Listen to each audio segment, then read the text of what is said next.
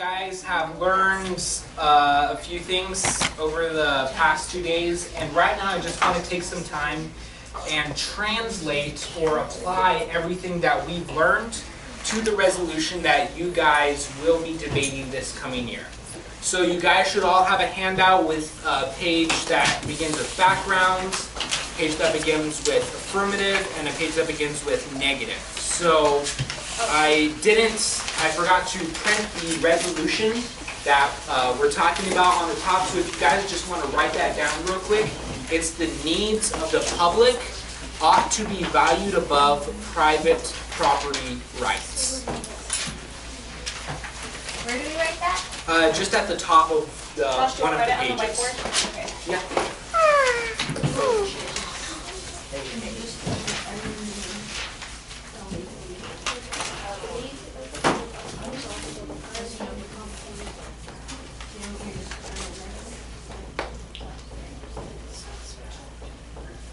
Also, if you guys are looking at me for spelling, I'm the worst speller on earth. So, No, I am so the worst speller on earth.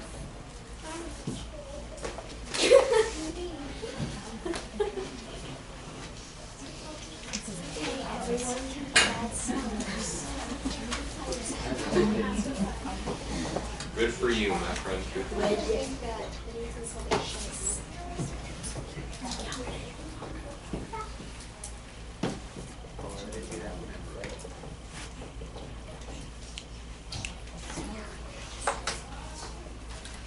Alright, so what I want to do is just go over some of the background of the resolution with you guys, and then specifically discuss the affirmative and negative sides of the resolution, some possible arguments, possible values, just overall how to approach the resolution for each side.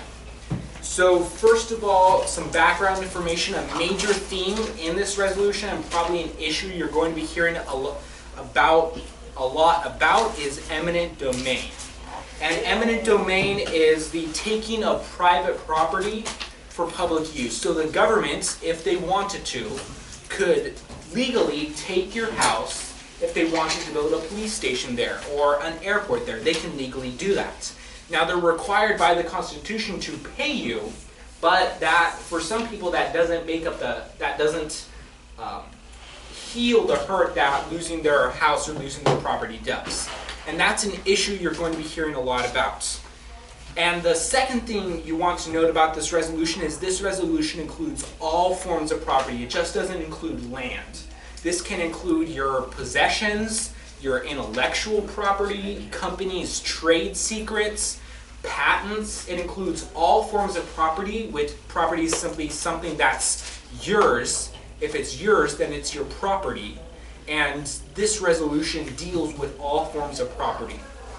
And there's actually a story about California once tried to take over the San Francisco Clippers, I believe. They tried to take over the Clippers and have it be their official state team owned by the government. Now, they were forbidden from doing this because of some legal technicalities, but it's just something to be aware of, that the government has the right to do this, and that they have done this in many instances. So, the most common instances of eminent domain are for public utilities. If they want to build a water treatment plant, if they need to build a landfill, they can. Those are some uses for eminent domain. If they want to build airports, freeways, roads. Now, another thing to know is that the government doesn't have to be taking ownership of the property itself.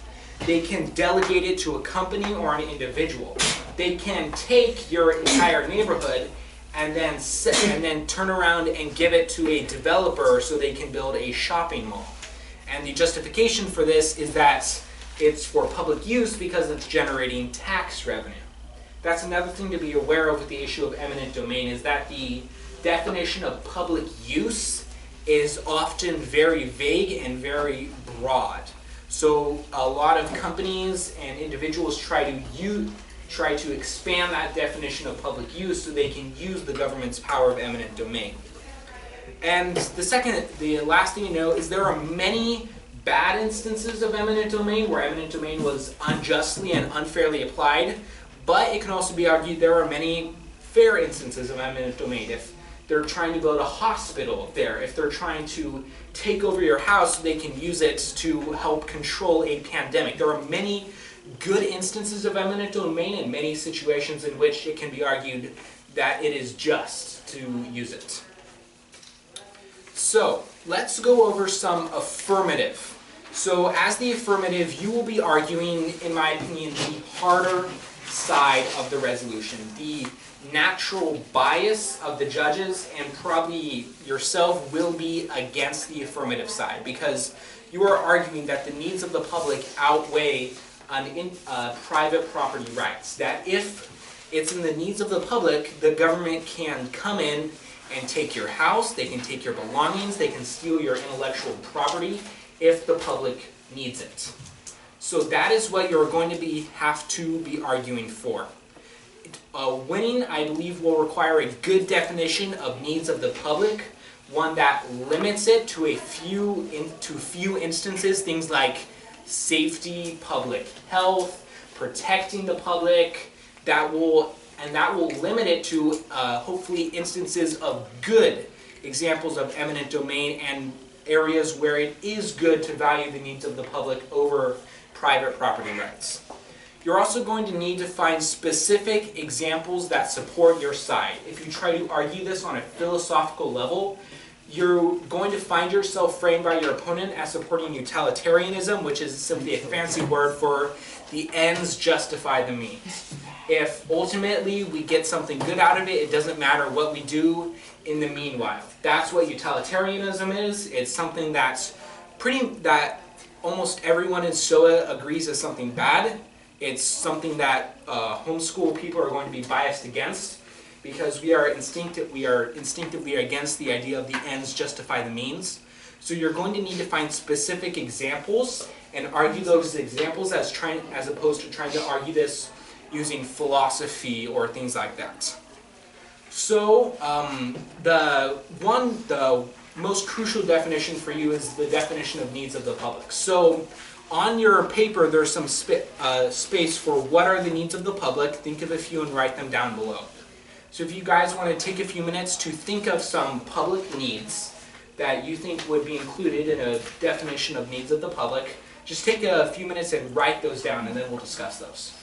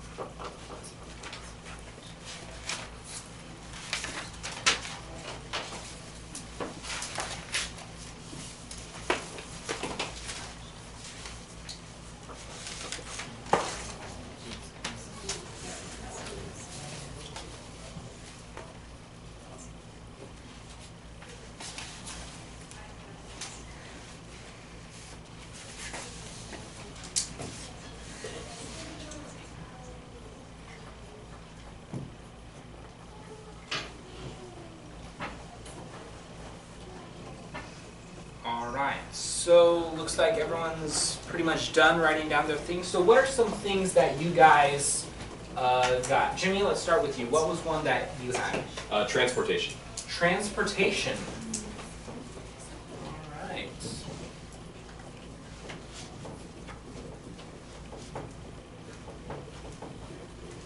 All right. And so what would some things that would fall under transportation? What sort of things are we talking about with that? Highway or like an airport. Okay.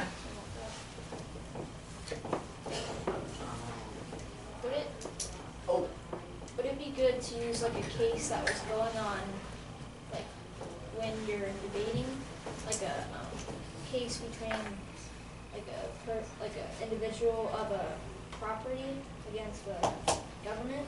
Would that be a good idea to use something like that? So the government wanted to take the individual's private property? Mm-hmm. Yeah, that's eminent domain, and if you find examples of eminent domain when it was used for things like transportation, if they wanted to build an interstate highway, if they wanted to build an airport, that's good things. And if you use examples like that, another thing I would highly recommend is going back and looking at how that benefited the community. Try to find articles that talked about this brought in $20 billion to our local economy or something like that. And if you can bring up that same judge, in this instance, the needs of the public were valued above an individual's private property rights, and look what happened. This community thrived because of this. If you can find examples like that, that's going to be very powerful. All right, what was another thing you had for needs of the public? Health and safety. Health. All right, let's go with health.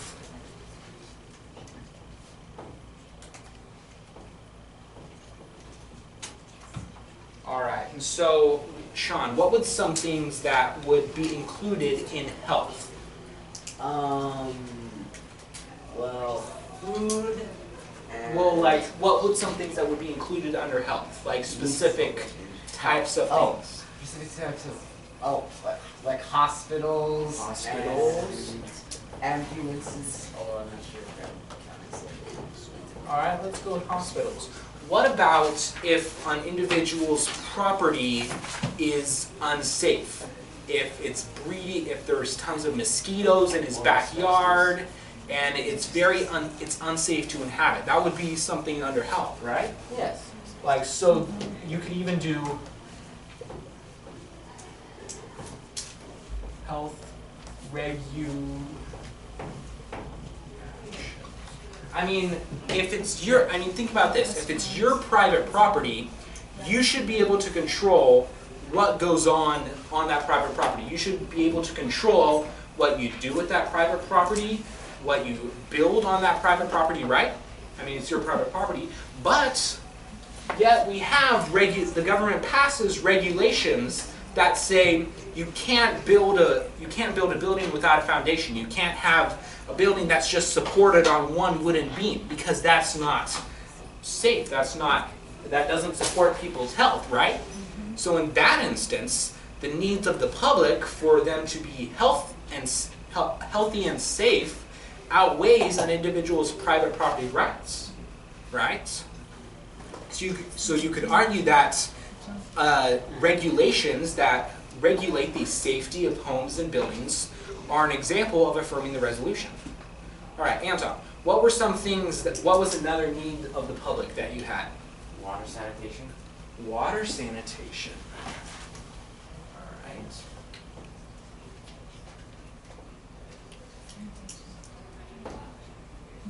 All right, that's kind of a subset of health, but it's another thing because you can build water treatment plants using eminent domain.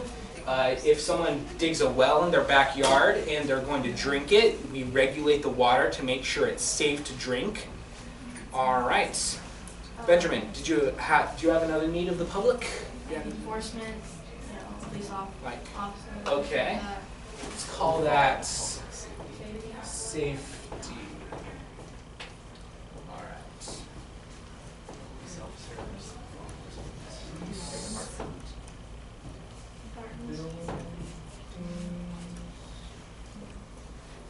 Another issue of safety you can argue is the issue of warrants, because what a warrant does is it allows police officers to come into your house and arrest you or search your house for signs of criminal activity. Now, it's your private property. You should be able to control who goes onto it, who can be on your private property, right? But police officers can go into a person's house if they have a warrant and arrest them or search their belongings. And that's affirming the resolution, because what the warrant does, they have to, in order to get a warrant, they have to convince the judge that they have a valid reason to come into that person's house, that they suspect that person murdered somebody, or they suspect they broke the law, or they suspect that they're building a bomb in their basement. If they can convince the judge, what that shows is if they convince the judge that they have a valid reason, that shows that the public needs it. It's in the public's best interest. So you can, another thing you can argue with safety is warrants. Because what warrants do is they show that the needs of the public outweigh that individual's private property rights in that instance. All right. Are there any other needs of the public that we have that aren't on the list? Here, let's start with Like a fire station, or like a police station.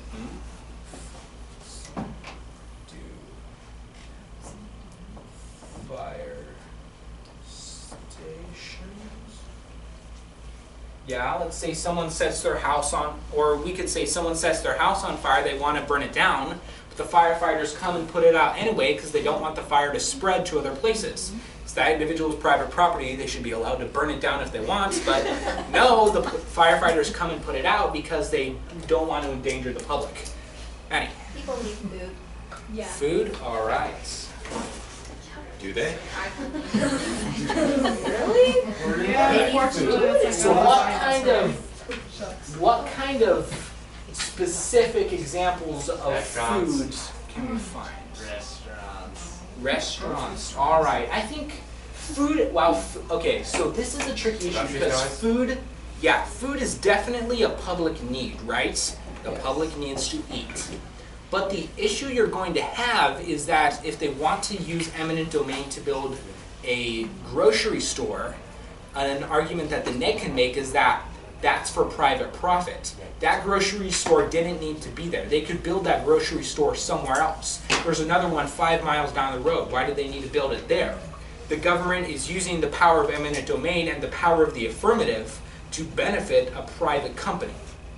That's what the negative could argue. So what you have to do as the affirmative is you either have to exclude the idea of food from your definition of needs of the public, or you have to provide, excuse me, a standard for how many grocery stores a town needs or something. That's going to be a very tricky issue to bring up because it definitely is a public need, but there's a lot of complications surrounding this.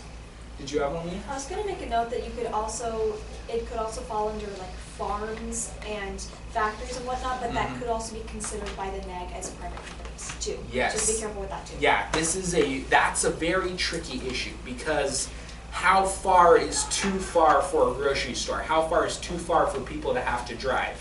If you don't want to build a farm in town because that would benefit a private individual, how far outside of the town can they build that farm? That's a very tricky issue. And it's one that I'm kind of excited to hear how it develops throughout the year if people argue it, because there's a lot of issues surrounding it, because there's no government-run grocery stores, there's no government-run farms really, and so that's a very tricky issue, and I'm not gonna tell you guys how to argue that. I think it'd be cool for you guys to figure that out for yourself, but it's one that I'm very excited to see develop throughout the year. Yeah, Danielle. Do you think that the food regulations could be considered part of Food regulations, yeah, because if you slaughter that pig yourself and you've raised that pig from when it was a wee little piglet, you should have the right to eat that bacon if you want. You should have, it's your private property. You should be able to sell it to another person if they want to do it, right? But no, we have food regulations.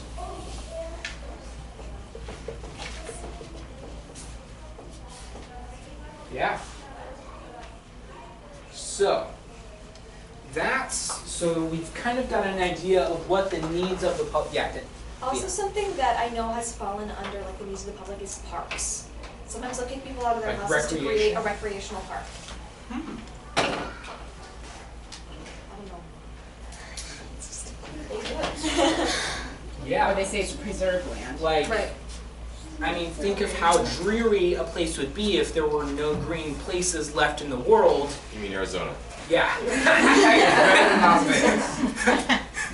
Yeah, think of how dreary a city would be, or the world would be, if there were no green places left. If it was just suburbs all the way, if just suburbs covered every square inch of land in the world. But I mean, if they kick a 93-year-old lady out of her house so they can build a park, did the public need that park? They don't need. Did the public need that park? Was it worth kicking those people out of their homes to build a park? No. Yeah. No. Exactly. See, there's many different. Even people who are of the same blood disagree on the topic. Yeah. So yeah, that's another issue. Parks. We need parks? We need parks, but did we really need that park in that instance? I mean, come on. They kicked all these people out of their homes and now they're living on the streets. Was it worth it? That's the kind of questions you guys have to answer as you debate this. I'm kind of thankful I'm not debating this. All right. Any other comments on the idea of needs of the public? Yes. Adequate parking space in cities. It's a public Okay. need. All right. Yeah, parking garages. Parking garage, Let's put that under transportation. But it could be publicly owned, not, it could be privately owned. Yeah, but most parking garages are private. I mean, they're private things. You have to pay to get in. They're owned by private companies.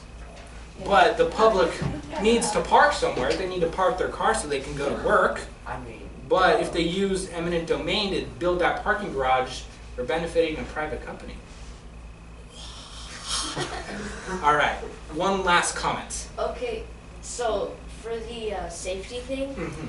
the warrants, if they don't have time, if they have to get into the house immediately and they don't have time to ask the judge, what do they do in that?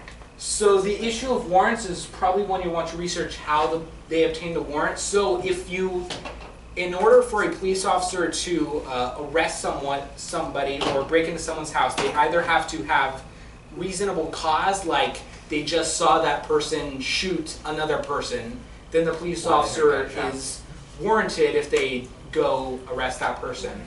But if the police officers do not obtain a warrant, like if they say, okay, we've found the DNA evidence, we've tracked the DNA evidence from the scene of the break-in, and it's this guy right here, he's at his home right now, they can't just go in and they can't just break into his house and arrest him.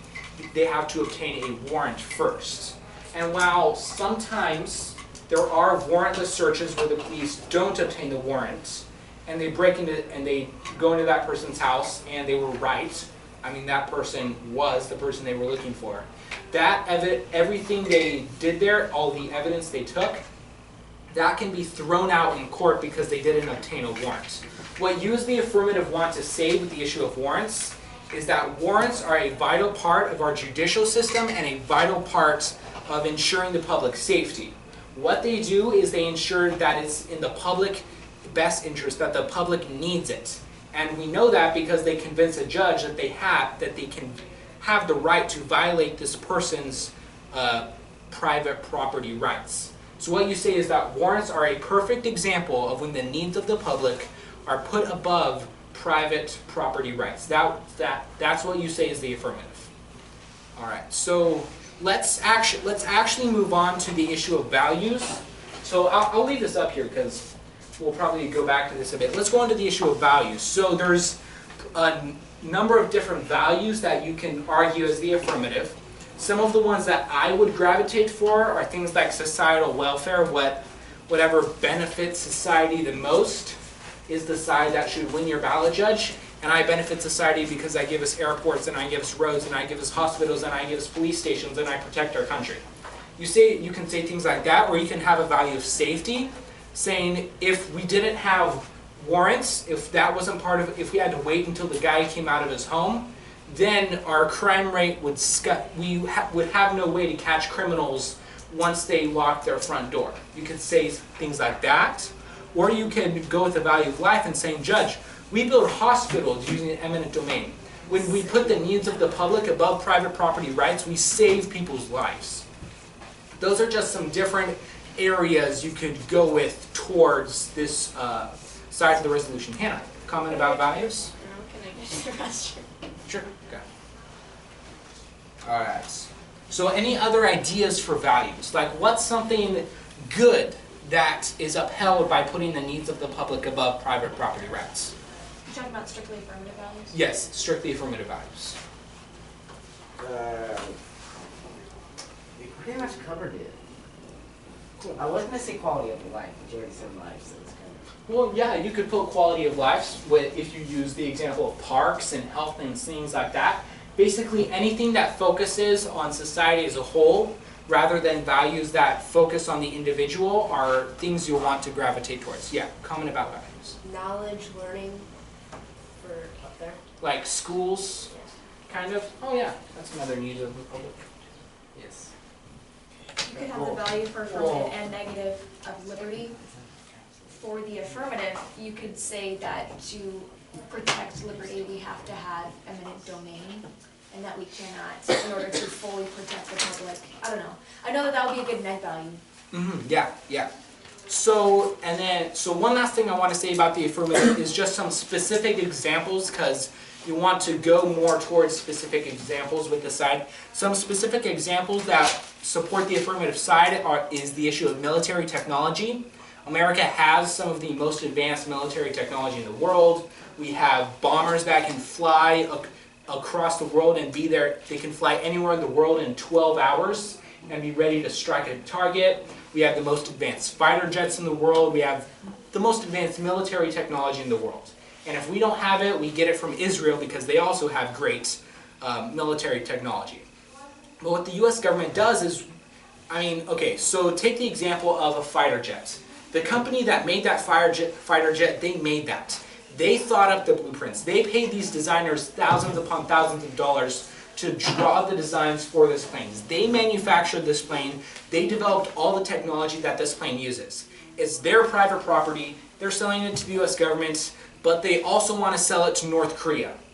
The government doesn't allow them to do that because it puts the needs of the public, the needs of the American public, one of those which is safety, would be a lot less safe if our enemies had our technology. We would be a lot less safe if they had all the capabilities that our military has. But the US government regulates and sometimes forbids the sale of military technology to our enemies. That's an example of when the needs of the public are valued above private property rights. You can have a value of safety with that, a value of national security with that.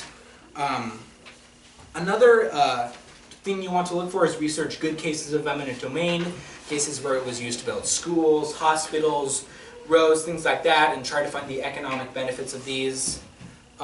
We went over the issue of regulation. We regulate things to make sure that the public isn't harmed by what a person is doing on their private property, and then warrants. So, now let's go over the negative. As the negative, you're going to have the side of the resolution that you and probably your judge are going to, even if they don't know it, instinctively agree with, because you're arguing the conservative, the libertarian side of the resolution. So one example, one way you could go is that taking away a person's private property unjustly, no matter the benefits, is immoral. And what this is it's simply a philosophy called deontology, which is a fancy word for the means must justify the ends. Basically, we have to always do the right thing. It doesn't matter if we do the wrong thing and get good benefits from it, we still did the wrong thing. We're still in the wrong. That's what the philosophy of deontology says. It's the kind of the complement to the ends justify the means must justify the ends. Those are two conflicting philosophies that you'll probably want to read up on and research a little bit for this resolution.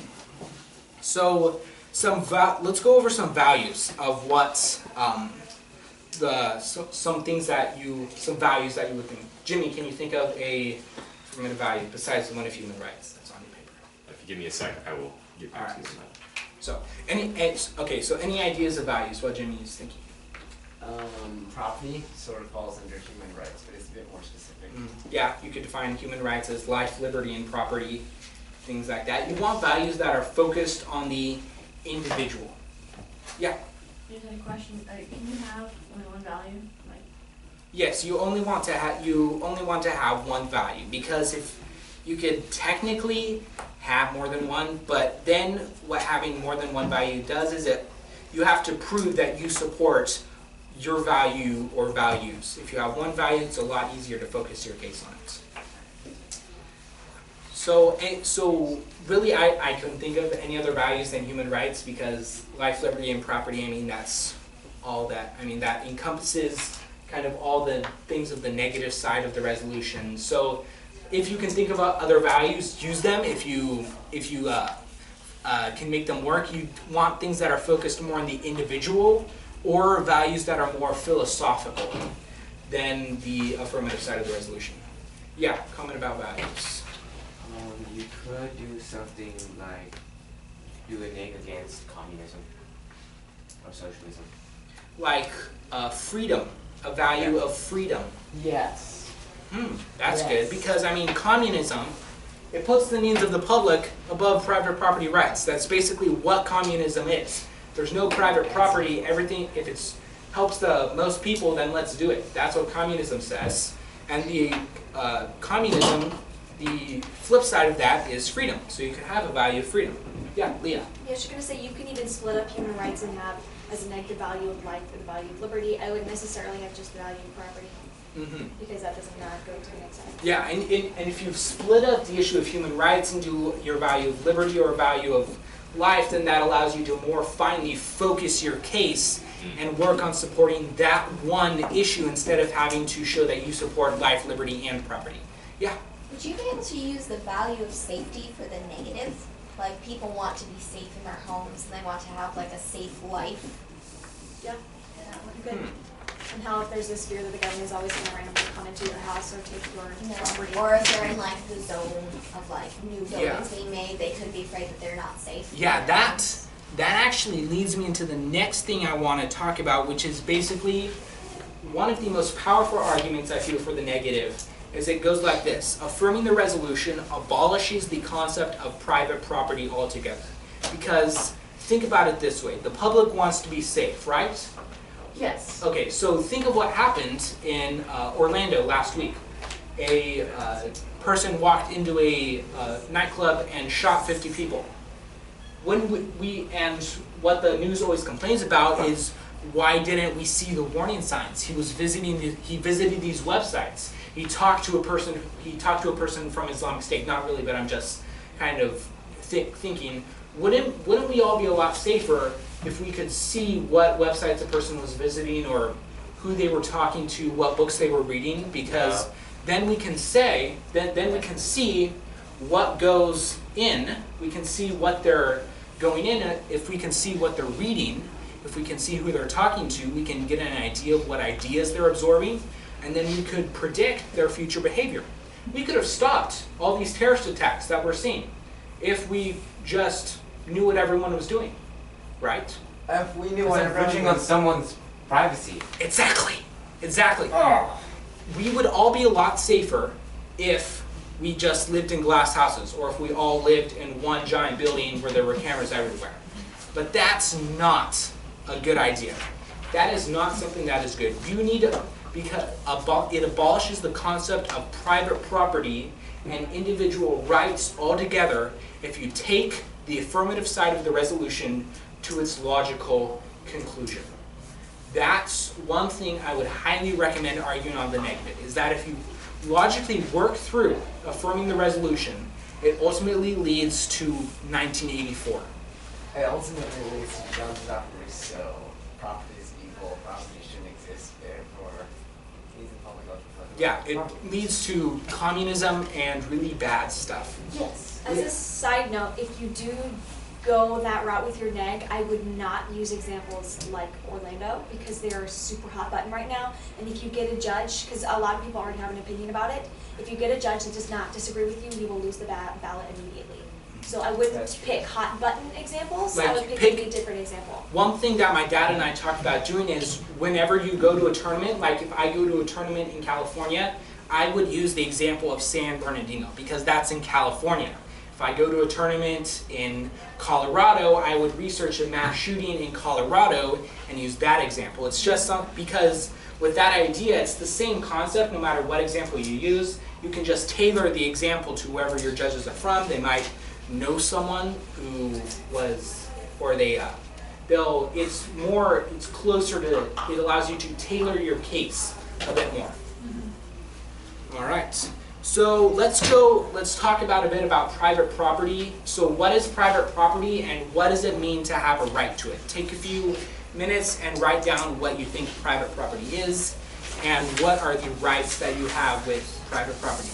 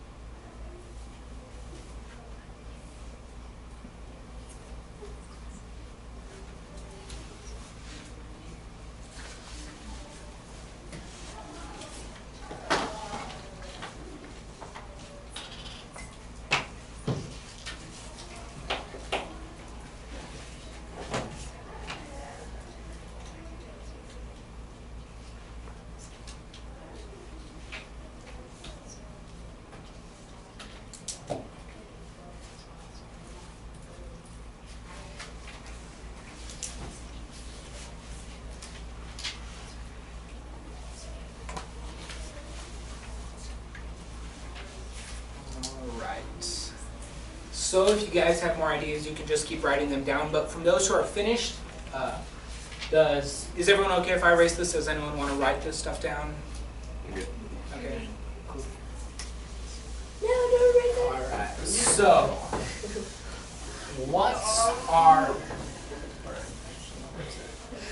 what is a definition of private property? Definition is working. Private property is property that one person owns and is using for something because he's using it for anything that's not their property. Okay, something a person owns and It's not that is necessarily using just for one something. person, though. All right. Any other Well, it could be definitions? several people, but you need to. Basically, just that which belongs to an individual. Yeah. All right, something that belongs to an individual. All right. Any other? Yeah. That which belongs to an individual, like she said, and that you currently use, like he said, but it also cannot infringe or endanger any laws or citizens while you're using it. All right. So what if I've buried a chest of gold somewhere in North Dakota? I'm not using that gold right now. I'm living here in Arizona. I'm living a perfectly happy life. So the government can just come in and take that gold and, right? Yeah. Because I'm not using it for anything? I would argue that you're using it as storage. I know, yeah. So the government can, if I'm not using something right now, so I'm not Unless using it's, my, I'm unless not it's on using your property. Oh, Then- okay, so it's unless it's on my property, but what if I'm not using my property? What if I'm not on my property? Then it's technically not property at all. So I'm not home right now, the government can, we're not at our home right now, the government can come in Well, and you are foreclose our technically home. using it because you're paying Because you live. for utilities there. So We're not paying for utilities there, we're not there. We're not using anything at the house.